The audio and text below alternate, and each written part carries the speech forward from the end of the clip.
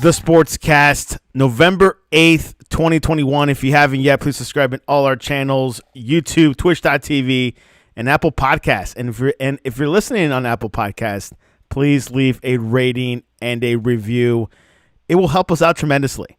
We're also on online digital radio where you can listen to all Bambi games, and also visit our website, thesportscast.net, and our Twitter, The Sportscast 1, and check out our app, The Sportscast 1 for iOS. The Tennessee Titans are the best team, or position themselves to be the best team in the AFC overall.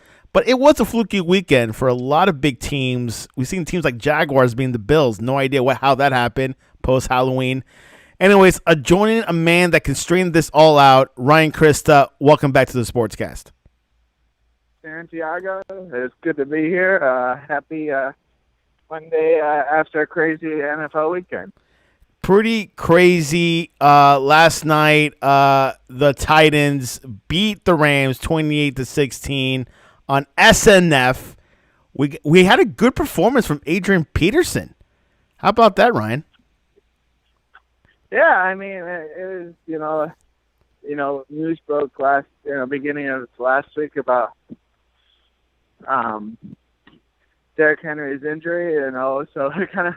A team that's really built around Derrick Henry's, running prowler, kind of left them in their bind. So it was basically, a running back by committee last night, and a team that runs the ball, and they relied on another asset of their team, and that's their defense. With crucial timely picks in the first half against Matt Stafford, really helped them separate themselves from the Rams last night.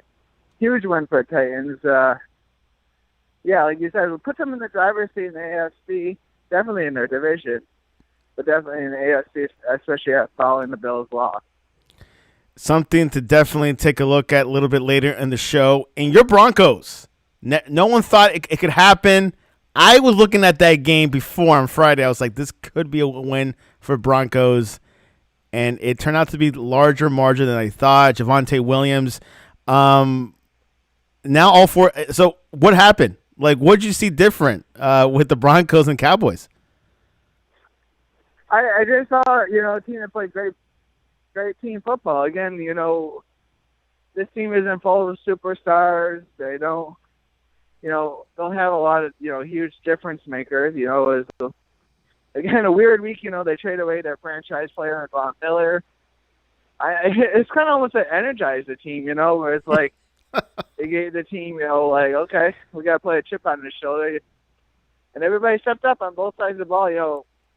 Early turning points was the Cowboys, went for in a couple of borderline decisions to go for early in the game to kind of put the Broncos in good position to take advantage of that. And they did, Teddy Bridgewater it wasn't phenomenal. He was just accurate, made the plays he needed. He was, the Teddy Bridgewater from early on this season. He's not going to make the huge plays. He's just not going to make the huge mistake, and that's what he did yesterday. And Javonte Williams, Melvin Gordon ran the ball well. And but that defense yesterday, I think, was definitely the difference. Obviously stopping, like I said, on fourth down, but also just shutting down Dak Prescott for the majority of the game until garbage time at the end. It was just a great team effort.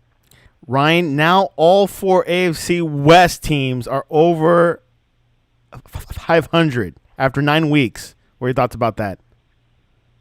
I think I told you on this podcast, I think this is that there's, especially kind of the Chiefs kind of taking a step back this year. He's got four good teams now. I think the Chiefs went from a great team to a good team this year.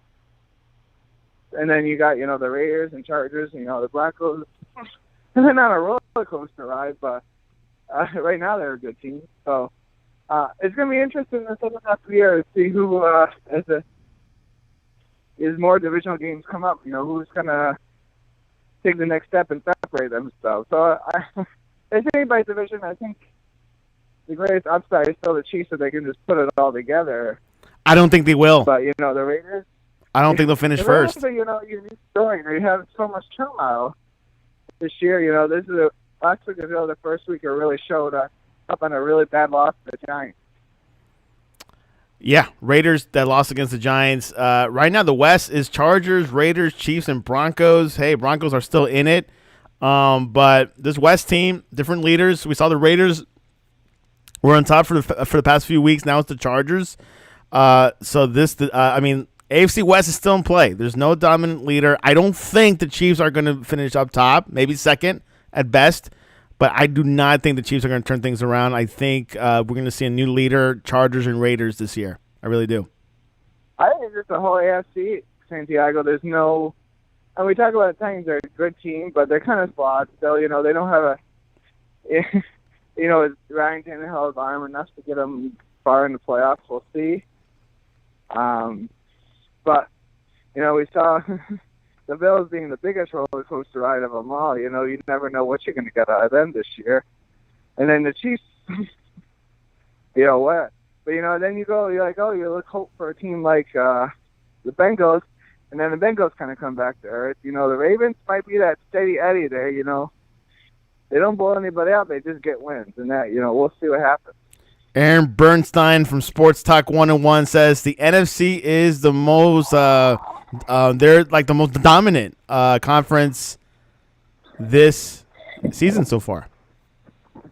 Yeah, true statement. But then you look at last night and you see, which I think the Rams might have the best roster in the NFC, and they go and they get hammered at home by the Titans. But from top to bottom, I think that's a fair statement. All right, are you ready to recap Week 9 of the NFL? All right, let's start first off with the Falcons defeating the Saints by a field goal. Unbelievable. Young King Koo, 29 yards. This guy has saved a few games for the Falcons. The Saints coming off a massive win last week against the Bucs. The Falcons are still a team that you cannot slobber over, but the Saints might have screwed this one up.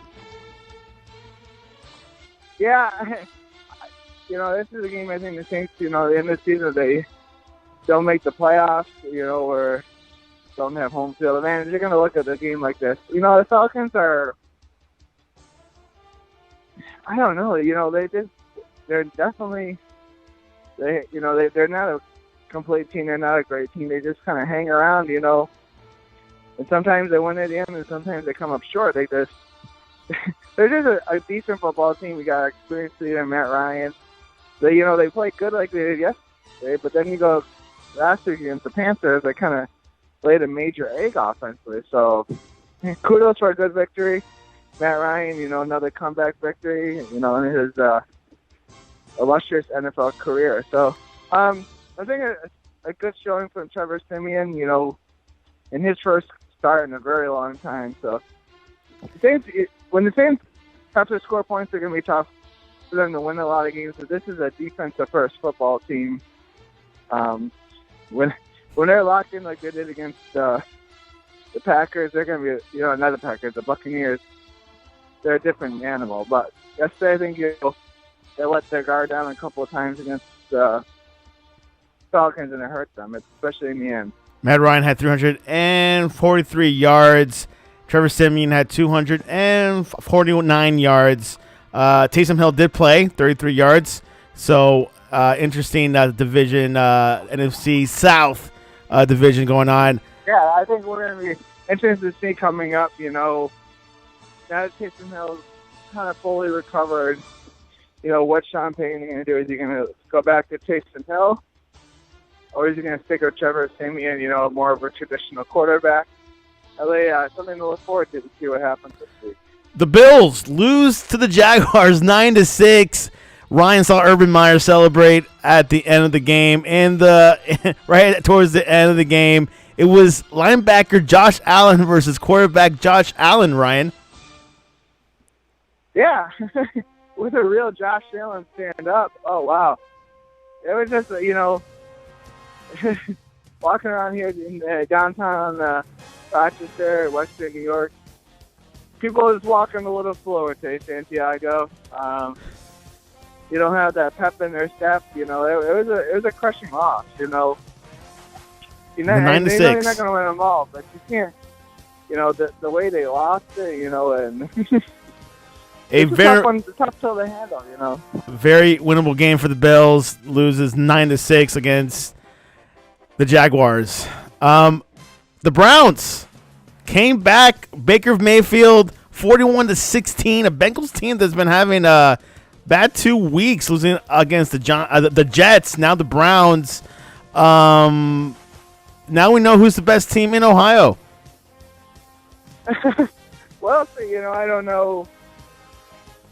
These are two teams that they kind of that old thing about talking. You never know what you're gonna get. And these are when you talk about Cincinnati and Cleveland. That's the way I think about it, because you think you know these teams, and then they kind of either disappoint or they surprise you. I think going to this game, you thought, okay, the Bengals are rebounding after a bad loss. The Jets, the Browns are hurting in a bad way, and they'll come back and they'll get this victory. But not only did the Browns win, they stopped them. The kind of the Browns were stopped for them to see the whole year. Dominant both sides of the ball, ran the ball well. Baker Mayfield, well, good. Maybe this is just, again, getting that, distraction of Odell Beckham off the. Maybe that was a problem. Not thinking about it, just playing free. Maybe that was a problem because OBJ was released. We'll find out this week maybe if he'll get onto a team. Broncos, Cowboys, as we spoke about earlier in the show, Teddy Bridgewater threw for a touchdown and had a sneak for another one. And 30-16 in Cowboy Stadium, Javonte Williams had 17 carries for 111 yards, including a 20-yarder to kickstart Denver's first scoring drive, which ended in Melvin Gordon's 3-yard run. Gordon had 80 yards, Ryan, as the Broncos ran for 190 against the league's sixth best defensive run. How about that? It was, like I said earlier, great team effort. If the Broncos, perfect game, this would be it. Dominant on defense, getting after the quarterback, and then just running the ball. Running and then hitting the play action passes. So great game plan by the coaches. Teams that have their back against the wall. Coaching staff. So kudos to them. So, Ryan is feeling good with the Broncos. One of those fluke wins. Interesting fluking weekend. The Dolphins. No Tua was injured, could not play, but a man named Jacoby Brissett threw for 244 passing yards and a touchdown, beating the Texans 17-9. Tyrod Taylor came back, but was not enough. He threw for 240 yards, 3 interceptions. The Dolphins had a clear win with this one, Ryan. Yeah, a feel-good win. Obviously not going to make it really, the damage has been done for the Dolphins this season. Really playing to, keep the coaches around, they motivated.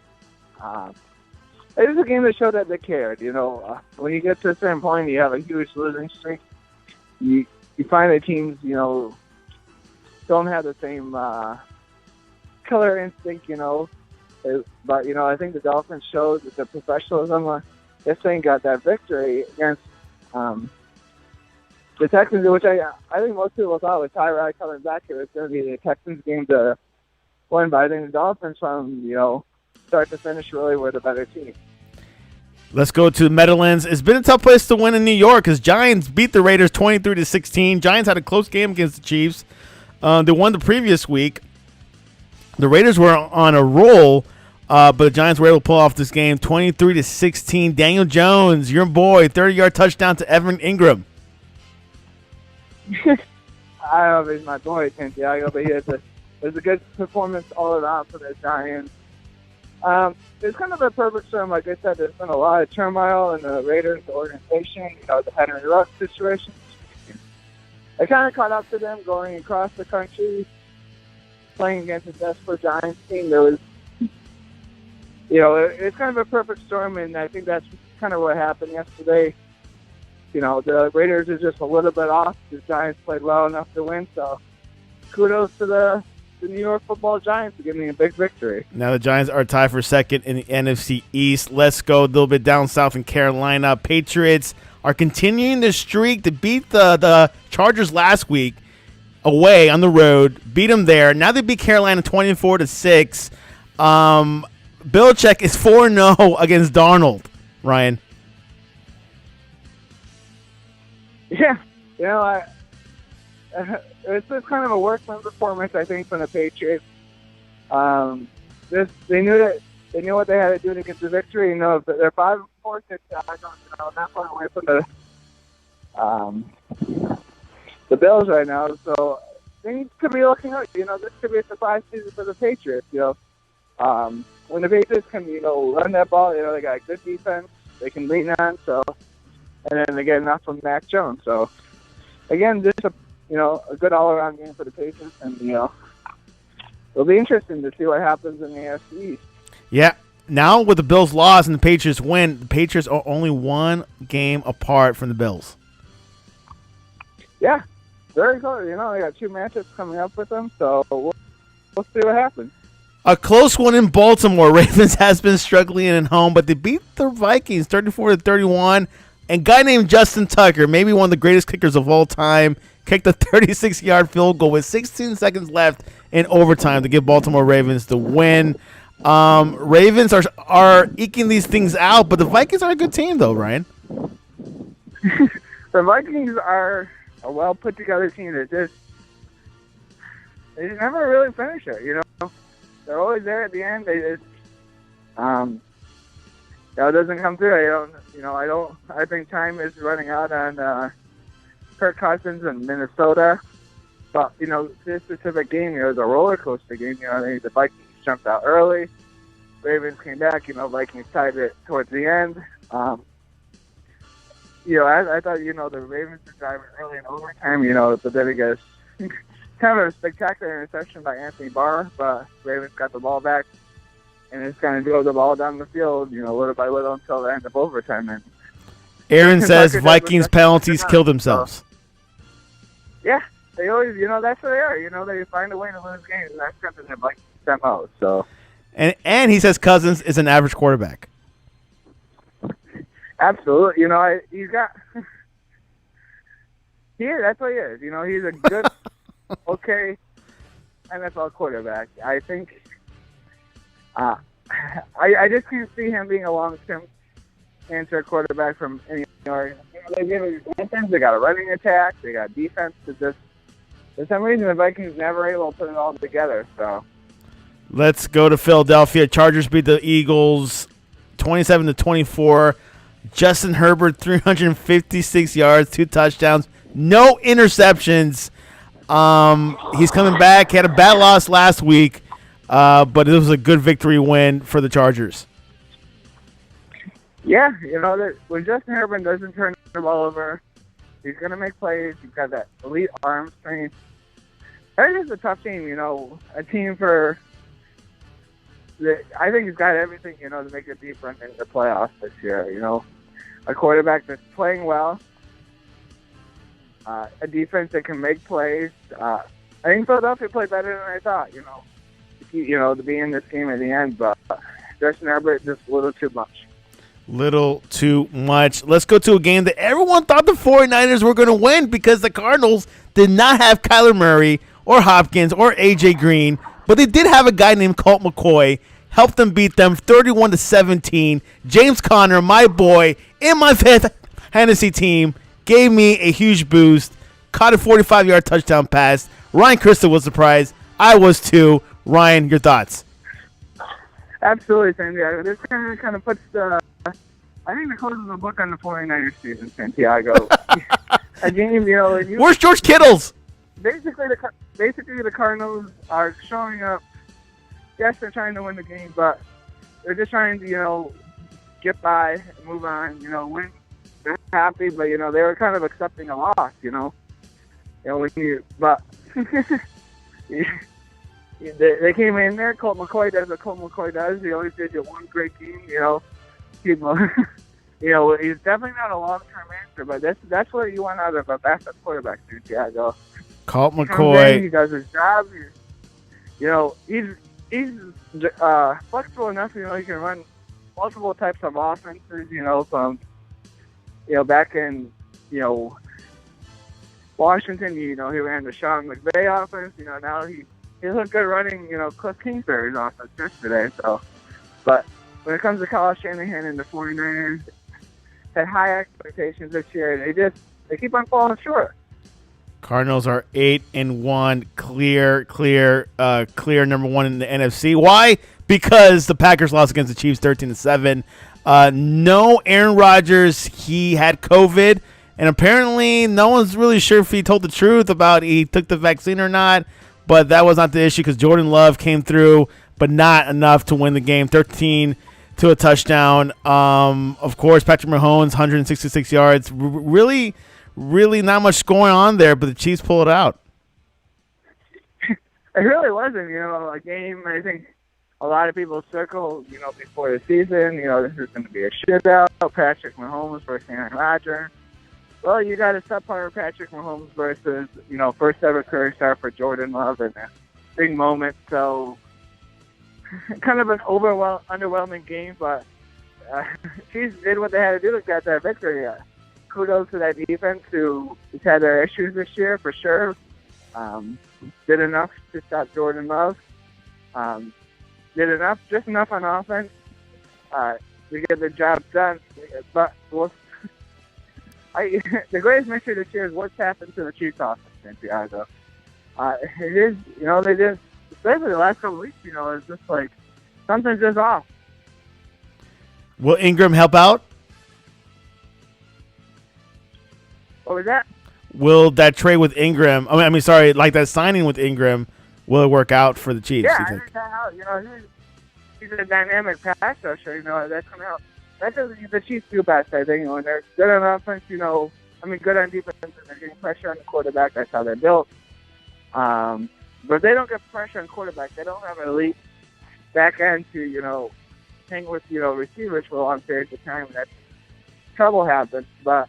It wasn't an issue yesterday, confused Love enough to blow him down. So, there you go. Good for the Chiefs to get a victory. Puts everybody, like you said, above 500 in the NFC West. AFC West. Sunday Night Football, Titans 28-16. As we mentioned before, Adrian Peterson had 21 yards, 10 and 43 yards. The Rams, Matt Stafford, 200 and almost 300 yards. But not enough. Are the Titans the best team in the AFC, Ryan Christa? Yeah, today they are. Today are, like I said earlier, I don't know without Derrick Henry, what the long-term issue, can Ryan Tannehill continue to find A.J. Brown and Julio Jones? We'll see. It's definitely open in the AFC for sure, You've got the Bills coming, I think, coming back to earth a little bit this year. The Chiefs coming back, But both of those teams can turn it on at any point. Still, halfway through the season. Long ways before the playoffs get going. So we'll see what happens at AFC. Today, the Titans deserve to be number one in all rankings in the AFC for sure. But we'll see. Like I said, can't discount the Ravens. So we'll see. That whole AFC North division, they all have the potential to be great in any given week. Ravens, the Steelers, the Browns, the Bengals, kind of like the AFC West. You never know what you're going to get each day. We'll see tonight what happens to the Steelers against the pesky Bears team. You know what you're going to get out of the Bears. They're not going to do much offensively. Justin Fields is still learning to play a little, in NFL, but they're going to keep it close. But we'll see what happens. Which that leads to our predictions tonight. Monday Night Football, Chicago. Justin Fields is starting against Roethlisberger, Pittsburgh, which they have been having a good couple of weeks. Good past couple of weeks. Who you got tonight with the scoreline, Ryan? 20-10 Steelers over the Bears. I think it'll be close early. I think just Bears, will hit a wall eventually in the game. Justin Fields will have a hard time moving the ball against the Steelers team. But I think it'll be kind of a mundane, rough and tumble Monday Night Football game, but enough for the Steelers to keep pace in the AFC North. Was that 21 or 20 for the Steelers? 20 to 10. 20 to 10. Rounded. He won't give him 3 touchdowns. This Friday, USA versus Mexico. What you got? I think this is our time, Santiago. USA.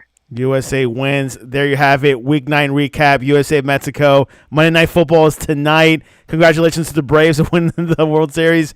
Ryan, Christa, what is the best way to reach you to talk to you about Dogecoin?